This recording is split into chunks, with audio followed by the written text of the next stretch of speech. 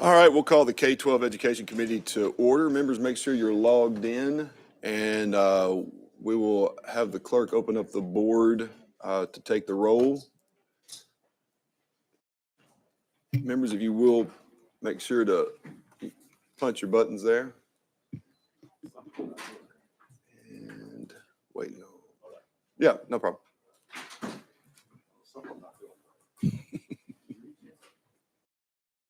He has a bill to present, so he's going to be back.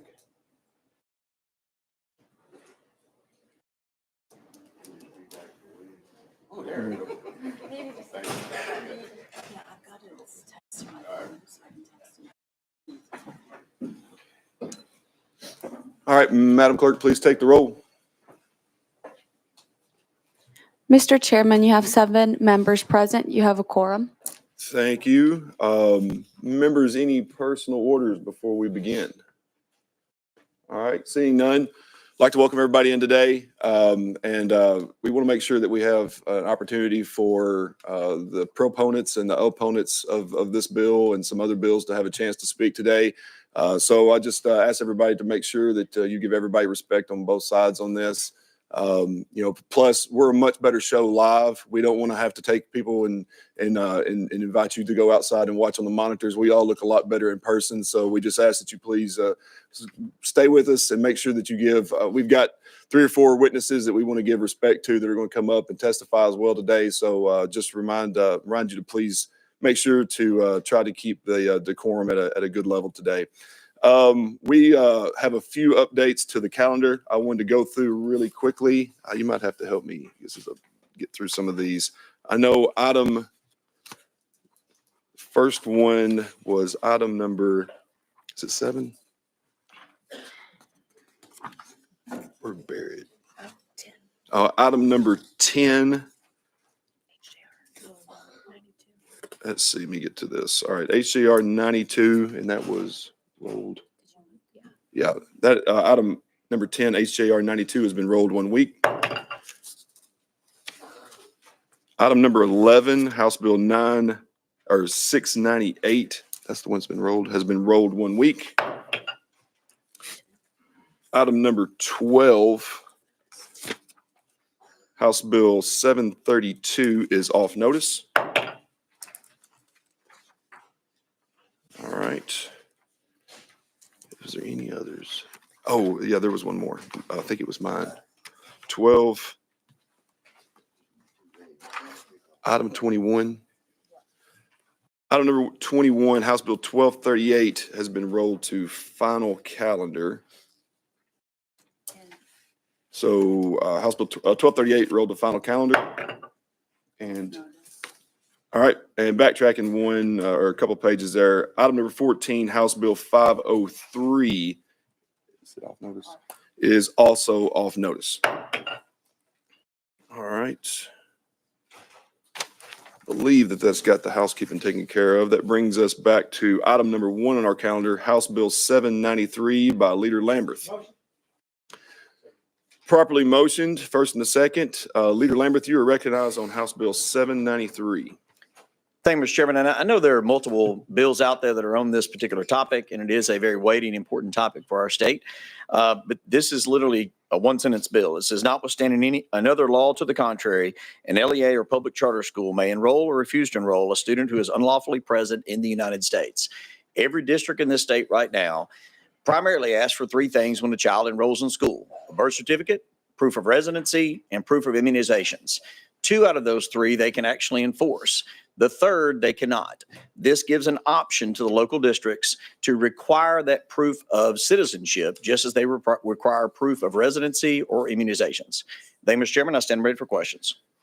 Thank you, Leader Lamberth, for that explanation. And members, we will have a chance to ask the sponsor some questions. I did have 4 witnesses that had put down to testify today that without objection, we will go out of session to bring up. And what we will do on this, I will bring you all up, all 4 at the same time. And if you would, as you're listed, as I call you out, just sit to your left on the desks and go to your go to your right so that we can kind of keep track of whose microphones we need to turn on. So if William Mendoza would come up and have a seat to my right, to your far left. And I'll apologize in advance if I mispronounce anybody's name. Giselle Huerta may also come up and have a seat. I think it's Damian Jimenez and Jean Myers. And if you would just sit in order there from our right to left, your left to right, across there. Yeah, right there would be fine. Great. All right, and what we'll do is we'll start with Mr. Mendoza on the left, and if you would, when your microphone turns red, what you'll do is you'll just state your name for the record, and then you'll have a minute to have any remarks, and then we'll go to Ms. Huerta, and we'll go down the line just the same. Just introduce yourself, give your 1 minute remark, and then we'll open it up for any kind of questioning that the panel or the committee might have for you. And so you'll have a chance to continue the conversation if there's any questions. So Mr. Mendoza, you can go ahead and begin. Thank you. My name is William Mendoza. I am a teaching assistant for special education in Knox County, and I stand before you to emphasize that education is a right, no matter one's immigration background. And it's not just my belief, but it's the Supreme Court that has affirmed this. I've seen first-hand accounts of dreams being crushed because their education opportunities have been taken away because of their background. Last week, Senator Watson shared his reasons for bringing this bill forward. One of his arguments was the increase of funding for ESL classes. Well, I'm a proud born and raised Tennessean, and I was an ESL. Secondly, Senator Watson claimed that there is an increase in spending on undocumented children. However, he provided no evidence to this claim because we do not track students' immigration status. In my high school speech and debate competition, this type of hearsay evidence will never allow to be stand. So why should this be used to jeopardize the dreams of children who want to make Tennessee better? Not only that, I'm a proud Pentecostal pastor's son, and my father has always taught me to bring my faith with me. And I would like to share some of the verses from my Bible that feel free to look them up. In Leviticus 19:33, it says, when a foreigner resides among you in your land, do not mistreat them. The foreigner residing among you must be treated as your native born. Love them as yourself, for you were foreigners in Egypt. I am your Lord, your God. And Exodus 22:21 says, do not mistreat or oppress a foreigner, for we were foreigners in Egypt. With this, I ask you to not oppress the dreams of these children, but embrace them. Thank you. All right. Thank you. Ms. Huerta, please introduce yourself, and then you also have a minute. Go ahead. Good morning, Chairman and members of the committee. My name is Giselle Huerta, and I am the founder of Hijos Inmigrantes, which translates to Children of Immigrants. I'm here today not only as a proud national native, but also as a strong advocate for the countless undocumented children in our community whose educational futures are at risk. My older sister is a DACA recipient who came to the U.S. when she was just 3 months old. She knows no other than Nashville, just like many undocumented children. She graduated with honors from McGavick High School in 2017 and was excited about the Tennessee Promise Scholarship. She dreamed of earning a bachelor's degree in business administration with a focus on accounting. Unfortunately, she learned she didn't qualify for Tennessee Promise due to her legal status and would have to pay out of state tuition. Despite of her applying for many scholarships, facing rejection, and she ultimately had to give up her dreams of becoming an accountant. I can only imagine if Law 0793 had been a thing back then, my sister would have to watch me go to school and waiting for me to return home. Tennessee failed my sister by treating her as an outsider when she and many other believes in Tennessee. Education is not a privilege. It is a fundamental right that every child deserves. It is our responsibility to ensure these undocumented students are not stripped of their dreams and opportunities. Immigrants' families contribute significantly to our state's economy. Undocumented families pay at least $315 million annually in local and state taxes in Tennessee. My parents, like many others, work tirelessly, pay taxes and have raised their children to value education and hard work. This bill will not only deny children their fundamental right to education, but will also force educators to become immigration enforcement officers, a role they neither signed up for nor should be burdened with. Our teachers should be focused on nurturing minds, not checking papers. Think about the message we're sending to to young children who have known no other home but Tennessee, that they don't deserve an education, that they don't belong in our classrooms alongside their friends and neighbors. The cost of implementing the bill would far exceed any perceived savings, but more importantly, the human cost would be devastating. We will be creating a permanent underclass of uneducated youth, denied the tools they need to contribute fully to our society. Is this the Tennessee we want to be? A state that turns its back on children who pledge allegiance to our flag every morning, who dream of growing to be doctors, teachers, and business owners just like their classmate, or like my sister who wanted to be an accountant. Many people wonder why immigrants don't simply apply for residency. I would appreciate your guidance if you have a more straightforward solution. My parents obtained their residency after waiting for 25 years. Today, I urge you to be compassionate and to embrace the teachings of Christ, who loves all his children. Please vote no. Thank you, Mr. Huerta. And Damien, go ahead, introduce yourself to the committee and please share some of your thoughts. Good morning. My name is Damian Felipe Jimenez. I would like to start off by saying my daily prayer. Father, Son, Holy Spirit. Amen. Angel of God, my guardian dear, to whom God's love commits me here. Ever this day be at my side, to light and guard, to rule and guide. Amen. I am a 6th grade student at Gresham Middle School. One day I dreamed to have my own restaurant because I love food. But I also like to dance and draw. But my favorite subject is science, and I would like to become a scientist. But maybe I'll change my mind. I'm a kid. I love to use my imagination. I am the son of immigrant parents that have shown me to respect and value everyone. Just like me and all the kids in this country, we have the right to dream and make those dreams come true. The right to an education should not be taken away from us because of our immigration status.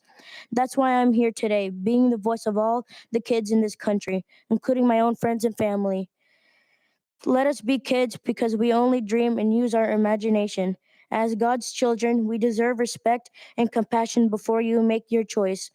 I ask if you all to think about now. This could change our lives. Thank you. God bless you all. Thank you, Damien.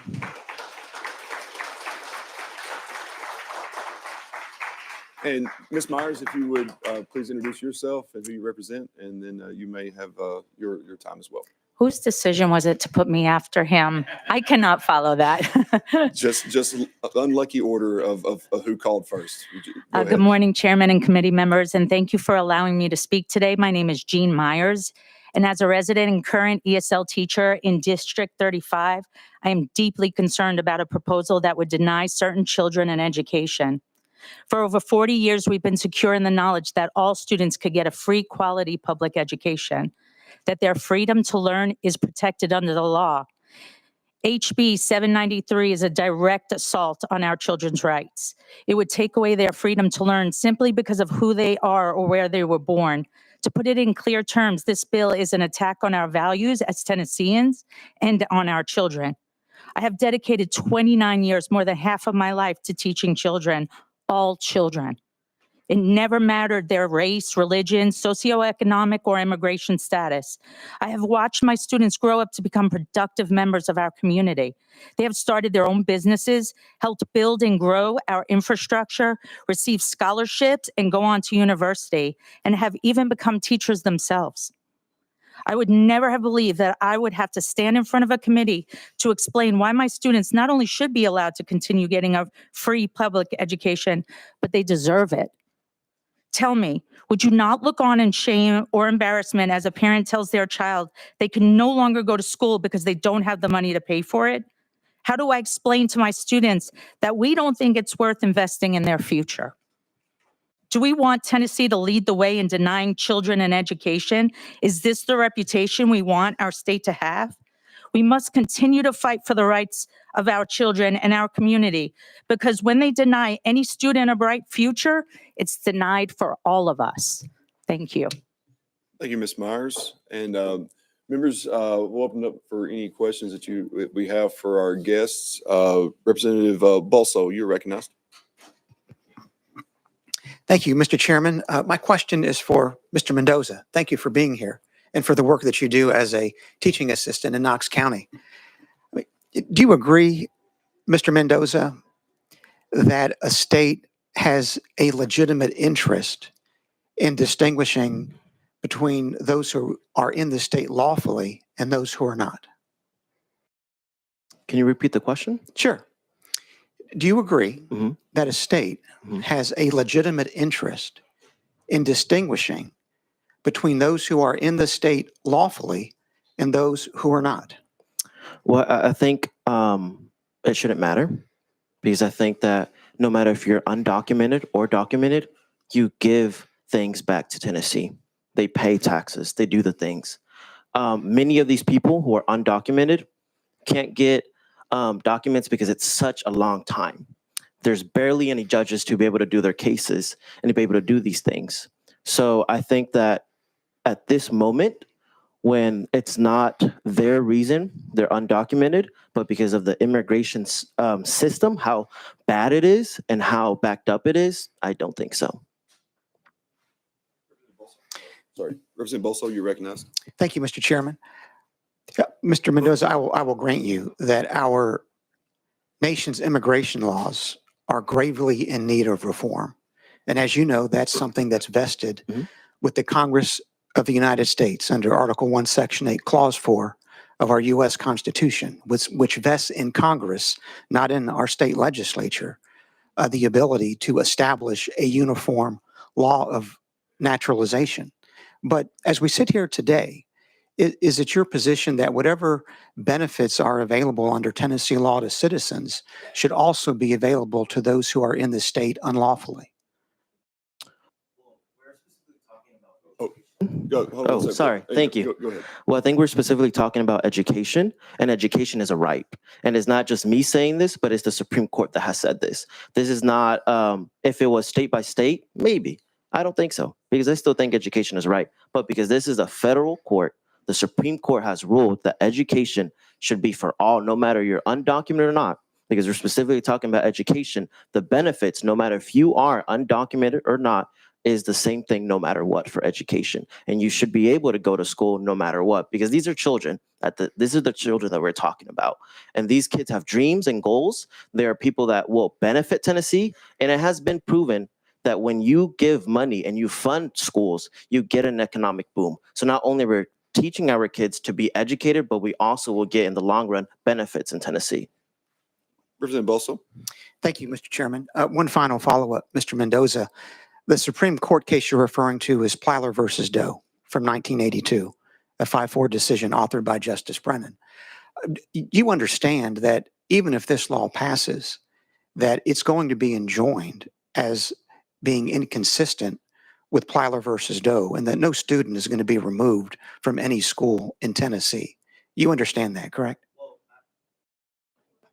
Go ahead. Well, I think that we are wasting taxpayers' money, and I think it's really, we have seen how this law or this bill that's trying to be passed is just a game, because they just want to see what they can do. Because not only they want to affect Tennessee kids, but they want to affect it federal wide, because they want to bring it up all the way to the Supreme Court to be able to challenge it. And I think that's a waste of taxpayer money, because at the end of the day, I think many Tennesseans, no matter what your immigration beliefs are in federal level, we have differences, but no matter what, these are children. And I think many of Tennessee is a Republican state, we can see that. But I think many of Tennesseans do not believe in this and do not agree on this, and it's a waste of taxpayer money. Thank you. All right. The next we had on our list was Representative McKenzie. You were recognized. Thank you, Mr. Chair, and thank you all for your courage, your conviction. I know it's not easy coming before this august body, but you thought it. You thought it not an unusual or an undoable sacrifice. Again, I know it's extremely hard for you all to come, and all the people that are here. Thank you for being here for this important issue. And to my my homeboy from Knoxville, from Fountain City, you did an outstanding job of leading us off with prayer, and I think that is where my center is on this bill. You know, this country is a great country. Native Americans were here, but everyone else was either forced like me in my lineage, or came here looking for an opportunity. Everyone here. And so thank you all for reaffirming that piece. But this particular bill, and my question is to Mr. Mendoza, who I've had the chance to see grow up, still young, but he's an outstanding individual. My question is, why do you think this bill, as a last conversation, do you think this bill is coming before simply to create a case to take to what they think is a Supreme Court that may be changing from the Plyder decision? Go ahead. Thank you. Yes, I do think, just like Representative Bolso said, that it won't be in regulation with the Supreme Court. And I think that's the reason why they want to make a case. They want to see if it will pass here. And if it does, they're able to do something in the greater sense in the federal level. Representative McKenzie.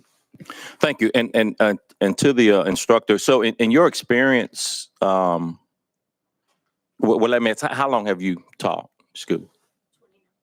Wait 1 second. There you go. I've been a teacher for 29 years. So you've seen, I guess, an ebb and a flow as it relates to ESL students, some years high, some decades high, some low, or, comparatively low. Has this affected the quality of education to students, whether they have 5 ESL students or 10 ESL students? Has it qualitatively or quantitatively affected education in your opinion? Do you mean, has it affected the quality of education for other students? Yes. Oh, absolutely not. If anything, it has actually improved it because the strategies that we're taught as ESL teachers are just good teaching strategies. So it actually helps and aids in the learning of all students. And it also makes for a more culturally diverse school and classroom, which when we're able to share our experiences and where we came from, is just an amazing thing to see, especially with students. All right. Representative Hakeem, you are recognized. Thank you very much, Mr. Chairman. Particularly to our presenters, I want to thank you so very much for your comments. We sometimes, I think, don't look at human beings as human beings, but as numbers or not like us. And I would hope that we as a nation continue to grow and understand and appreciate that diversity has been a strength of this nation. We have gotten minds, great minds from all over the world to come here and be a part of this nation. And, I was just sitting here saying to myself, among the group of young people here, there may be a doctor who one day would save the life of someone who has tried to limit your education. We never know. God decides, our knowledge, our understanding, and what we can contribute. And I also look at the fact that we talk about undocumented, the economic power that exists because of people who've come to a nation seeking a better way of life. I look at the parents, the road they've taken to try to improve the lives of their children. And here we are talking about taking that away. Mr. Chairman, if I could, I have a couple of questions that are for legal, and I would ask if we could go out of session for a couple of questions. Oh, we are already out of session, but let me go ahead and I had one more member down for a question for our guests, and then we can get into your legal question if that's okay. Okay, go ahead. You're recognized, Representative King. Okay, I come back to my question for legal. Mr. Mendoza, do you feel that the families who are here have made contributions to this state in a positive manner, as opposed to the perception of, if you're not one of us, you haven't made contributions? Thank you. Well, I think the parents, yes, they have. And specifically talking about my parents, like I said in my spiel, I'm a pastor's kid. My parents are proud evangelical Pentecostals, and when they came here, they decided to open up a church which has helped communities, and I've seen it firsthand account how it has helped so many people. And many of undocumented folks have given so much to the state, have deep love for the state, and would do anything for the state. And they have done so many things, not only by buying something at a grocery store. I mean, we don't have some of the taxes like other states, but you buying something, you are paying taxes to the state. Mm-hmm. A lot of these undocumented people are not only paying taxes to the state, but are paying federal taxes, which they receive nothing in return. Many people might say, oh, it's false. But the majority of the time, many of them, this undocumented people, have received nothing back. They receive nothing back, and they give so much to the state. So yeah, I do believe that they have given so much that are not being noticed about it just because of a title that they're undocumented. Thank you. Okay. All right, Representative Akeem. Yes, thank you, Mr. Chairman. Mr. Jimenez, is that correct? All right. How do you see your future? What is it you want to do? What is it you're striving to accomplish going forward? So my goal is like I said in my speech, I want to own my own restaurant and to be a scientist too. All right. Mm. Thank you very much, Mr. Chairman. Thank you, and we'll come back to you for that legal question here in a second. Chairman Watt, you're recognized. Thank you very much, Mr. Chairman. I do want us to make sure that this is an issue that has faced our country for decades now, and hopefully someday we will get past it. But I do want to stay on the sponsor's bill, make sure that we're focused on what he is bringing before us. And so I'll address this question, Ms. Myers. His bill is stating that, as you read earlier, your 3 sentences, and he said that the state can require, the school system can require 3 things: birth certificate, immunization, and proof of residency. Only 2 are required. The birth certificate is the one that's not required. So is that the hang up with this bill, the birth certificate part? My hang up with the bill is that if a child does not present a birth certificate from where do you expect it to be from the country, from this country, or from their own country? Like, I don't understand what birth certificate are you talking about? I'm checking with legal.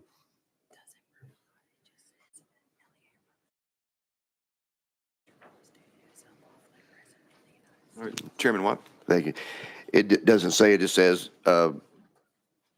they may enroll or refuse to enroll a student who is unlawfully present in the United States. So it's just, I think is it the birth certificate? I'll just make sure we do stay on. No, it's not the birth certificate, because my students come in with birth certificates. Okay.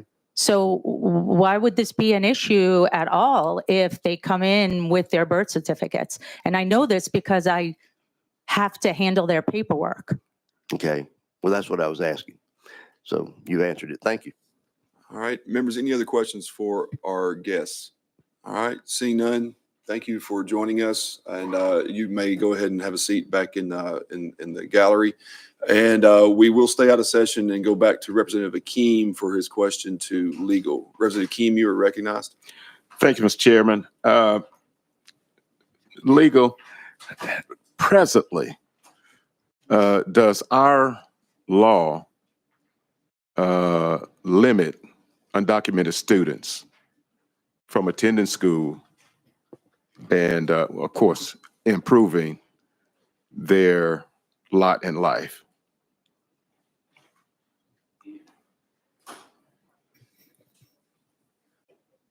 I think that was legal trying to turn the lights out on that question, but go ahead, Katie, you're recognized.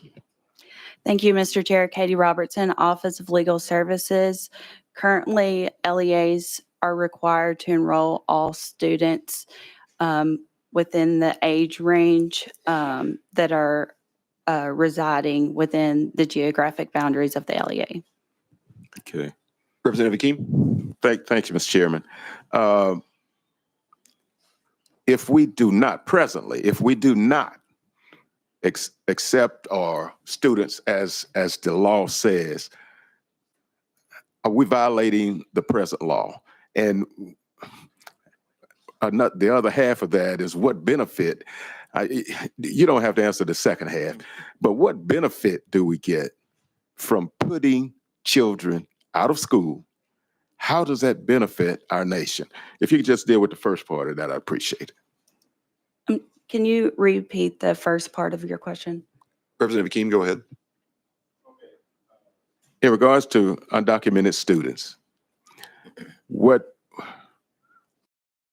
do we gain by not allowing them to be in school? I kept from an economic perspective, from an academic perspective, is this more of a political move? I think that's going to be a question that's more for the sponsor of the bill, if we'll wait to get back into session. I did have one other person down for a question to legal. Representative McKenzie, you're recognized. Thank you, Mr. Chair. And to legal, to the last line of conversation to the teacher, isn't the whole point of a birth certificate age verification?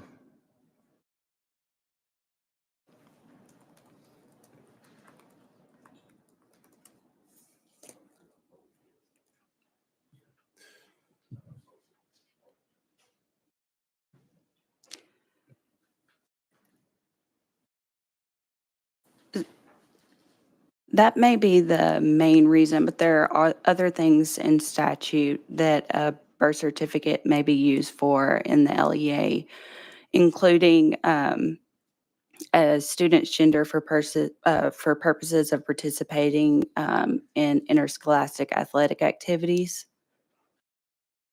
All right, Representative McKenzie. Thank you. And so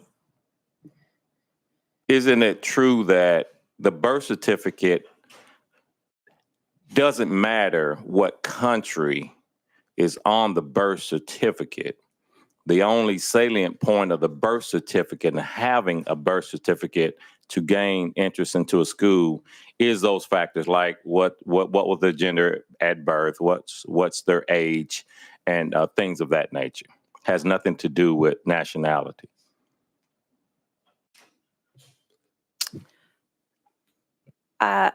For purposes of enrollment, is that your question? Yes. Yes, that's correct. They're not looking at nationality on a birth certificate for purposes of enrollment.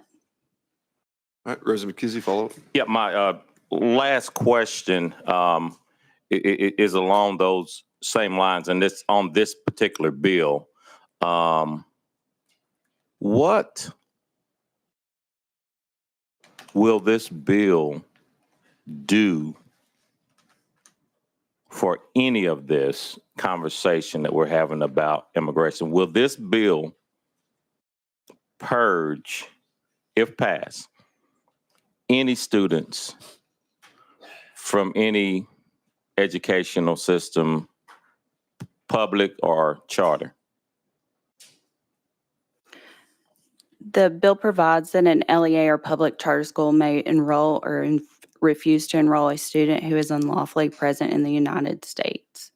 So if an LEA or public charter school decided to refuse to enroll a student who is unlawfully present in the United States, and that student would not be able to participate in the programs provided by the LEA or public charter school. All right, Reverend McKenzie. Yeah, thank you for that. So I will probably ask you questions once we get back on the bill. So thank you. All right. No other questions for legal? I think Ms. Robertson was wanting a few more questions. If anybody else wanted to ask legal, nothing? Okay. We will go, without objection, we will go back into session, and I will recognize Leader Lamberth. Thank you, Mr. Chairman, and I appreciate the testimony today as well. I will say to the comments that were made, look, we are a nation of immigrants, and there has been a legal process for that for most of our nation's history. There has. And that system has been broken for a couple of decades. And to the children that are here and the parents that are here and to those that are watching, it is false hope to give children the best education available in the world and then tell them that they can be licensed professionals, they could be doctors, they could be lawyers, they could be accountants, they could run for office, because it is not true. If they are illegally present, their dreams at some point will have a ceiling, and that is inappropriate. The federal government must fix the immigration process so that the children and adults that are here that wish to lawfully immigrate into this country can do so and can achieve any dream of any other American. But that is not the case that we stand on right now. That is simply not the way that it works, as we heard from testimony today.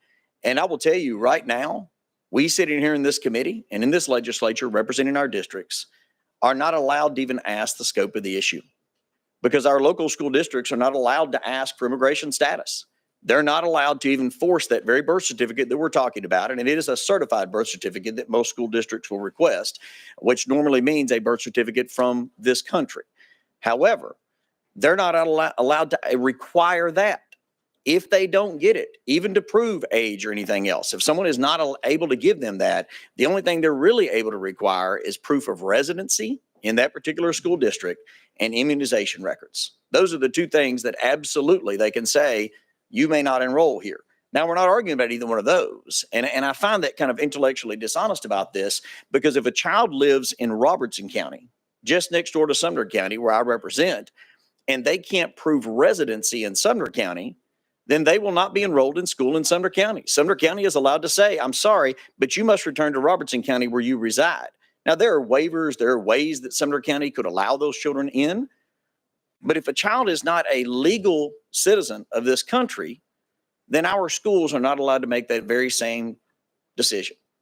By the way, if a child lives in Kentucky or in Alabama and they are not able to establish residency but are U.S. citizens, every single school district in this state is allowed to say, I'm sorry, but you must return to Kentucky or Alabama. That is where you are a resident and must be educated. Every one of us wants these children to get a good education and to have every possible dream available to them. But if you cannot provide immigration, lawful immigration status when you become an adult, you cannot be lawfully employed, you cannot be lawfully licensed, and you cannot take advantage of that education that you got, because the federal government needs to fix this process and make sure there is a reasonable, lawful pathway for citizenship for anyone that wants to come to this country and be a successful American and contribute to it. It's a one-sentence bill. It is absolutely 100% discretionary towards our local school districts. And we talk a lot about up here about local control, and the best government is the government that's closest to the people. And look, that's something that we all stand for. But here's the deal. With this bill, there is nobody that will force any school district to disenroll even one child. It is entirely their decision once they've at least have the information before them and can make the decision. So your local school boards will be the ones that, if this bill passes and if it were to survive legal challenge, and I hope that it will. It was a 5-4 decision in 1982 that decided that schools could not even address this issue. And that went into a cone of silence from that time till now. And I think it has exacerbated the problem. It has not helped with the issue. It has allowed families throughout this country and throughout this state to live in the shadows and have an artificial ceiling on their hopes and dreams. That's not fair to them in any way, shape, form, or fashion. But that's also not the decision I'm asking you to make today. I'm asking you just to give it to the local school districts and allow them to make the decision on asking all the information that they need to determine if someone is legally here, and then decide whether or not they choose to move forward with educating that child or not. That's the bill that's before you. Thank you, Mr. Chairman. Thank you, Leader Lamberth. Representative McKenzie. Thank you, Mr. Chair. To the sponsor, there's a lot of things that I think come from strange places, and and one of them is you eloquently laid out how a county can say, you're not from my county or you're not from my state, so you can't enroll here. But you clearly know why that is. There are clear reasons. It's because property taxes go into funding of that school system. Sales taxes go into funding. County sales taxes go into funding. So there are clear reasons for that. There are clear reasons that you can't pay, I guess, income tax in Kentucky and come here and pay sales tax. But what you can do with a residency, if someone's living in Robertson County, they're shopping in Robertson County, they're buying their gas in Robertson County, regardless. And those monies go toward the school system. So that's why. We clearly know why. It's nothing to do with immigration status. So, but you said that LEAs can't use the birth certificate for any other reason. But that's the law. And you heard legal say that's the law. They can't use that birth certificate to say you can't come to my school because you were born in another country. So I'm trying to understand why you're pointing out the birth certificate as a lever for the school to use to disenroll a student. Could you please explain that? Leader Lambert. Sure. If you talk to your local school districts, and I hope that you have, that is what they request right now. They are absolutely allowed to use that for purposes of identifying gender, for purposes of identifying age. They are not allowed to utilize that for purposes of identifying whether or not that child is lawfully present in the United States. And just as you said, someone can shop every single day in Robertson County. And if their residence is not in Robertson County, they're not going to be enrolled in Robertson County. I've spent a whole lot of money in Knox County over the years, but I'm not a resident of Knox County. In order for my children to go to school in Knox County, I would have to prove residency. I believe that a school district should be able to ask the question as to whether or not you are lawfully present in the United States, and then make a determination as to whether or not those children who are not lawfully present, whether they get an education in that particular school district or not. And by the way, I fully anticipate that throughout this state, there will be counties that say, look, we don't wish to check that information. And if they don't wish to do so, that's entirely their call. But there will be other counties that say, look, we are very limited on our resources. And you heard the testimony today, and there's no doubt about it. Every single child that comes into a school system, it costs funds, it costs money to educate that child. We allocate approximately $7,300 a year in the TISA formula for children to be educated in this state. And this year, we will surpass $7 billion. In fact, it approaches $8 billion to educate the children that are in this state. And so every single Tennessean is paying for every single child that's in a public school. And I believe that local school districts should at least be able to ask that question and make a decision with their eyes open as to how to proceed on whether or not to enroll that child or not. Representative McKenzie, follow up. Yes, thank you, Mr. Speaker. But as you know, with the voucher bill that was just passed in special session, we're still going to pay for those students. What that voucher bill said, and disenroll for any reason, that we're going to hold those counties harmless at the state level. So that, to me, is a non-point. It's going to cost us regardless. But my question, and I'll make this my final question, but I do have questions for legal if I get a chance to, Mr. Chair. My final question is, according to you, since you can't use a birth certificate, the only thing you can do is ask the question of the parents, are you here legally? And if they check no, there's no other measures that you can take. You must enroll the students. If they check no on the box, if they say yes, I'm here legally. And if that's not the case, could you describe what the process is going to be for that LEA that chooses to activate this sentence and say that they're going to start disenrolling their students? So if it's not a simple question, are you here legally, or something similar to that, what's what do you think the process is going to be? And I see there's no real fiscal note on that, so it can't cost any money. So what's the process for this going to be? Leader Lambert. It's the exact same process that it is now. I mean, when I enrolled my children in school, I was asked to provide a birth certificate. I was asked to provide proof of residency. Usually that's a utility bill or something else. And I was asked to provide immunization records that came from their pediatrician. And so a local school district can ask for that very certified birth certificate that would be proof of both citizenship and residency, or excuse me, proof of citizenship because they were born here, or any of the number of immigration documents that anyone who is pursuing legal citizenship here can provide. It's the exact same documents that, again, let's be crystal clear about what this is. We can talk all day long about saying we want to make sure these children get an education so they can chase any dream available to them. If they are not legal citizens of this country, and if the federal government doesn't figure this out and make sure there is a legal pathway that is a reasonable pathway for citizenship, and I use that word purposefully because a 20-year wait to become a citizen for someone who is desperately trying to become a citizen is completely and totally unreasonable, illogical, and just doesn't work. And so, but again, that isn't a decision that we are allowed to make.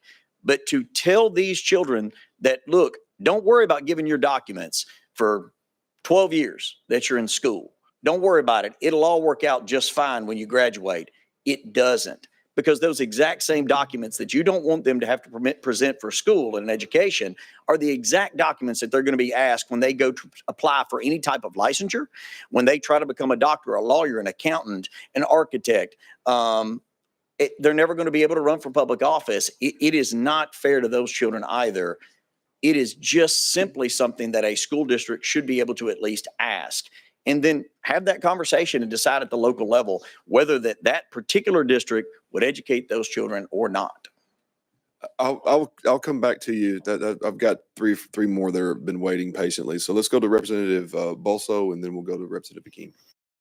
Thank you, Mr. Chairman, and to the sponsor, I simply want to thank you for bringing this bill, because I know that, as you've already stated, our federal immigration laws are greatly in need of reform, but there's nothing we can do here to change a comma in the Federal Immigration and Naturalization Act. All we can do is take on these egregiously wrong decisions that we've received from our Supreme Court over the years, and in particular from Plyler versus Doe, which invented a standard of review under the Equal Protection Clause in 1982 that applies only to this issue, has never been applied before that or since.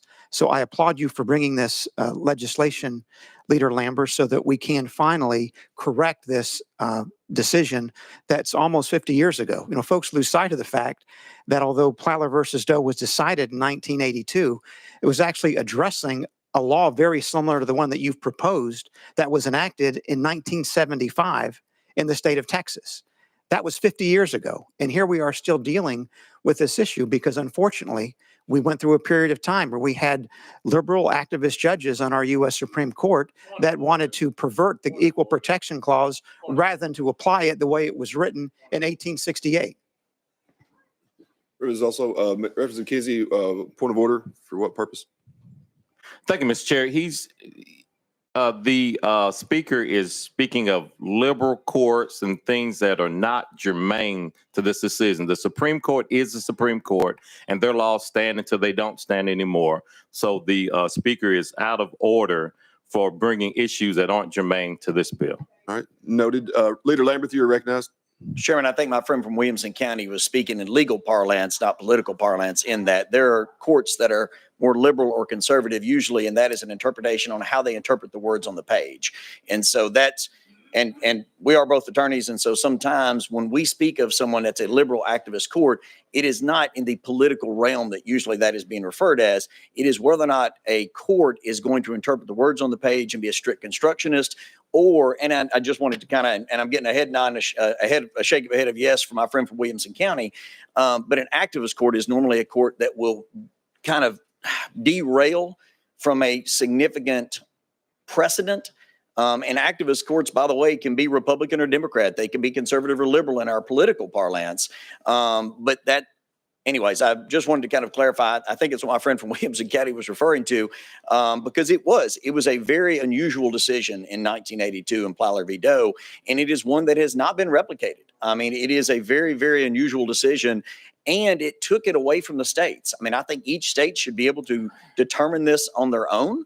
Again, I mentioned Kentucky earlier. If the state of Kentucky wishes to be a magnet for illegal immigrants, folks that are here without proper documentation and everything else, then that's the state of Kentucky's decision to make. But the state of Tennessee has decided not to go down that road and to have stricter laws when it comes to assisting and enforcing immigration laws of this country. And that is a decision that we have made in the state. And so I humbly think that this court has been a much more conservative within the terms of just reading the words on the page. I do not think they're an activist court, the current court that is there, because I think that they try very hard to allow the states to set the laws, to allow Congress to set the law, and allow the legislative branch to truly be the voice of the people. And then they are there merely to interpret those laws and determine whether or not they are constitutional on its face without coming up with their own opinions on whether that law should exist or not, but leave that to the legislative and executive branches. So just a comment, Mr. Chairman. Representative Keem, you're recognized. Thank you, Mr. Chairman. To the presenter of this bill, I think what we normally do here in the legislature is not only look at what we're presenting, but what are called unintended consequences. And to talk about removing young people from school, how does that benefit our state? The students, are we blaming them for the condition as to how they came to this country? And I guess, you know, we're talking about our huddled masses coming here. Everyone doesn't come here the same way, but the same people and their families that we're talking about make contributions to this nation. And now we, in a sense of speaking, we want to throw them out because they didn't come the same way that you or I did. And I guess, again, what I'm asking, the unintended consequences of removing them from school, are we saying send them back to where their parents came from? What are we saying? Leader Lambert. Again, this bill is one sentence. It says that each district gets to make their own decision. If Knox County decides that they are not going to ask a question as to whether or not a child is legally present, then I would anticipate you will see probably folks move to Knox County that are not legally present in the United States and obtain that education in Knox County. But in Sumner County, if we decide that we're at about our capacity, that there's just no more that the citizens of Sumner County are willing to take on as far as students that are not legally present in the United States, then Sumner County should be allowed to make that decision. And you look, you can smile and laugh at me if you want to, but that's as simple as the bill is. And I know you can try to make it about everything else in the world. And you are able to articulate that in ways that I cannot. And I respect that. But this bill is about one thing, allowing the locals to make the decision on checking that birth certificate, on checking that immigration status, just like they check residency, just like they check immunization status. I think they should be allowed to do that. And I think we at the state level should do exactly what we're asking the federal government and through the U.S. Supreme Court at some point to do, to allow Tennessee to make that decision. I think a local school board can make that decision and can listen to the exact arguments that you were making, but this is about just that. And that's it. There's going to be 3 or 4 other bills that deal with everything that we're, other stuff that we're talking about here, but that's not this bill. Representative Keem, a follow-up, and then I'll go to Chairman Watt. Thank you, Mr. Chairman. To get beyond the filibuster that we just had, I would like to ask legal another question, if I may, at some point. Yes, I think Representative McKenzie also had a legal question. Let me go to Chairman Watt, and then I'll come back to you two both for your questions to legal. Chairman Watt, you're recognized. Thank you, Chairman Haston. No, I just wanted to point out one thing as we go through this conversation is the sponsor did mention it is so much of a federal issue, and I wish the federal government we'll get together and figure this out. But one thing that I did find out that he's saying that is absolutely correct is that for 4 years, I carried a bill up here to allow our 18-year-old students to graduate from high school, DACA students who are undocumented, to go on to public education without having to pay out-of-state tuition, because I believe that education is that important. But what I found out by talking to hundreds of students back then, a lot of them didn't know they were undocumented, and they hit a brick wall, or even if they did, they couldn't go any further than 18 in this state because the fact that they were undocumented. And so that's something that we really got to fix, because I hate to see you go through K-12 and then you hit a brick wall to your future. You want to be a doctor. I've talked to so many who want to be doctors.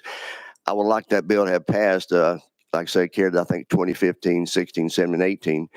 Because a lot of our young people, we really need more teachers in the classroom, and been a lot of great Spanish teachers by now. But that is a big issue you bring out. That is absolutely true, sir. All right.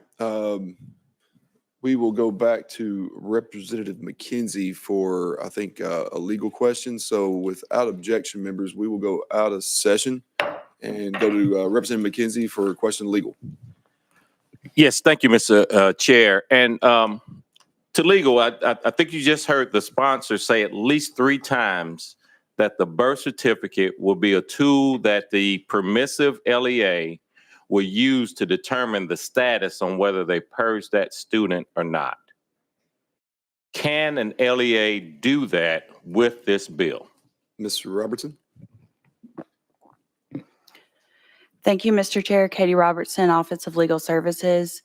The bill does not describe how the LEA or public charter school would determine a student who is unlawfully present in the United States. All right. Representative McKenzie? Follow. Just thank you. And so as a follow-up, this bill will be, if an LEA chooses to use this bill to purge a student, we will be in jeopardy of a lawsuit. We will be in jeopardy of violating that student's rights, right to education, because we changed one sentence,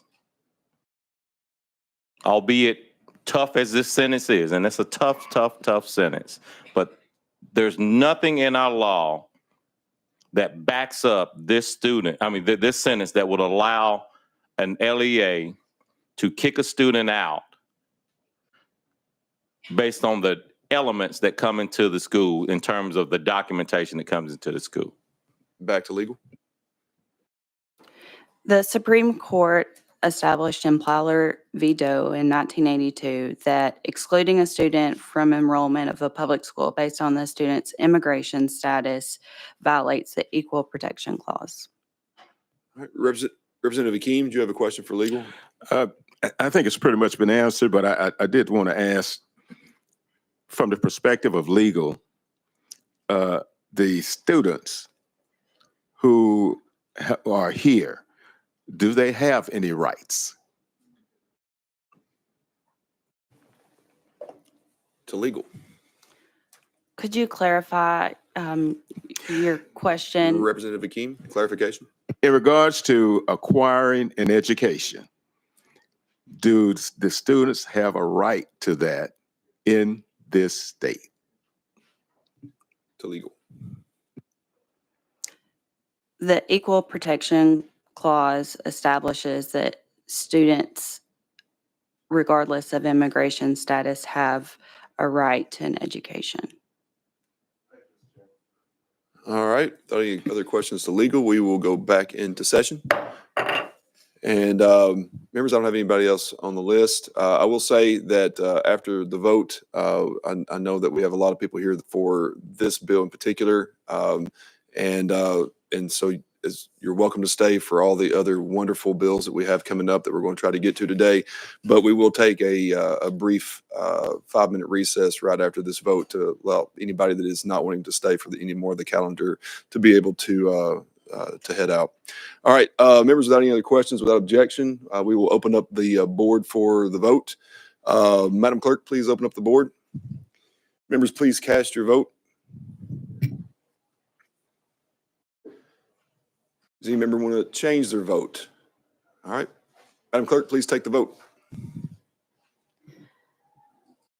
Mr. Chairman, you have, sorry, could you move from the board, ma'am?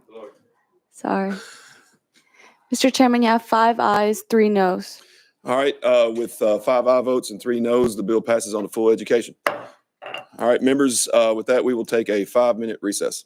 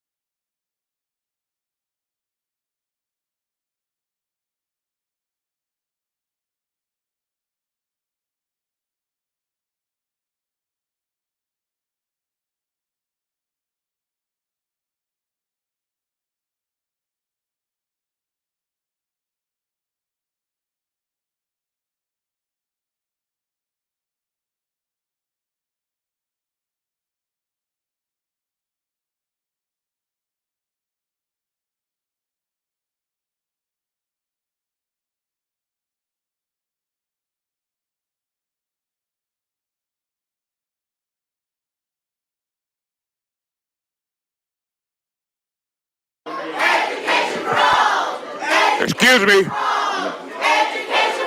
Excuse me. The meeting will not start back until everyone has a seat.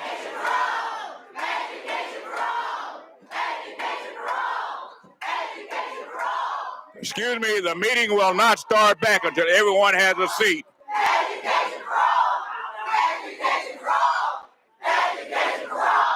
The meeting will not start back until everyone has a seat.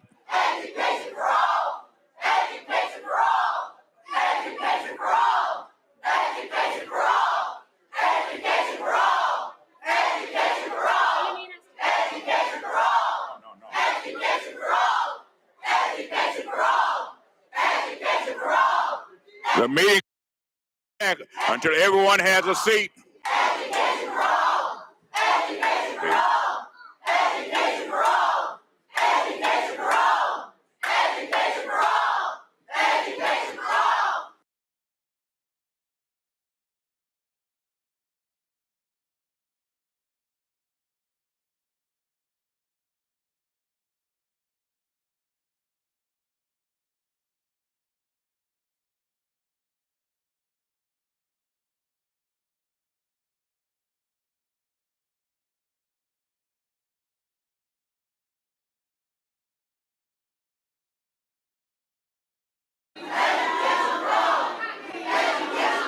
The meeting will not start back until you have a seat.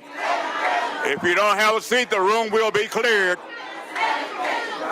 If you do not have a seat, the room will be cleared.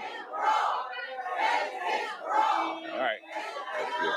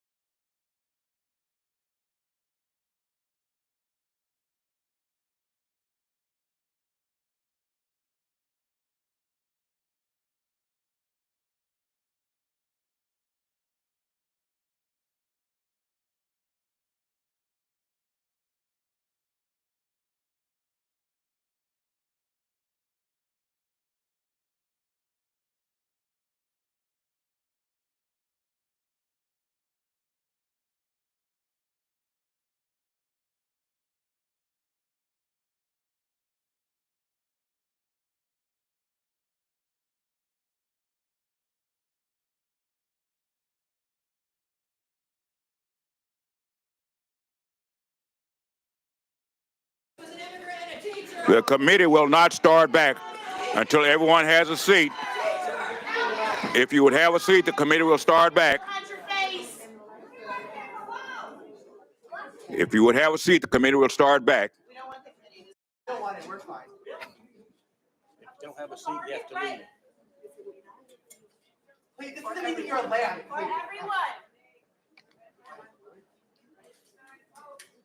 Thank you for standing up, James. Thank you, Representative King.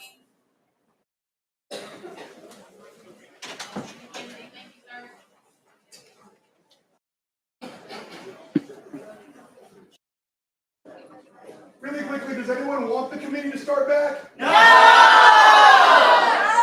Not interested. Our kids matter! Our kids matter! I think our kids matter. I think we should start out here. Oh, God. I think that's